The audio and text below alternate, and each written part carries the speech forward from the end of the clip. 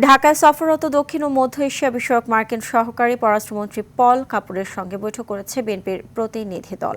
সকাল 11টার দিকে রাজধানীর গুলশানে বিএনপির স্থায়ী কমিটির সদস্য ডক্টর আব্দুল মঈন খানের নেতৃত্বে 4 সদস্যের প্রতিনিধি দলের সঙ্গে পলের বৈঠক শুরু হয়।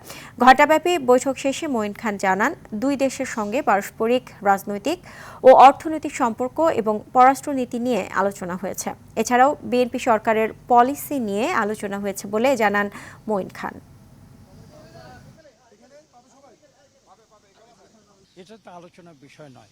আলোচনার বিষয় হচ্ছে আজকে আমরা যে বিষয়গুলো নিয়ে আলোচনা করেছি সেগুলো মূলত দুটি দেশের জনগণের মধ্যে পারস্পরিক যে সম্পর্ক, সে সম্পর্কের বিষয়গুলো এবং ভবিষ্যৎ যে সরকার, সেই সরকারের যে নীতিমালার বিষয়গুলো এবং আমাদের নীতিমালাগুলো কি, আমাদের ভবিষ্যৎ যে কর্মপন্থা সেগুলো কি, এবং বিশ্বের বিভিন্ন দেশের সঙ্গে আমাদের যে পারস্পরিক সম্পর্ক, বিশেষ করে আমেরিকা যুক্তরাষ্ট্রের সঙ্গে আমাদের যে সম্পর্ক, সেসব বিষয় নিয়ে তারা সার্বিক আলোচনায় অংশগ্রহণ করার জন্য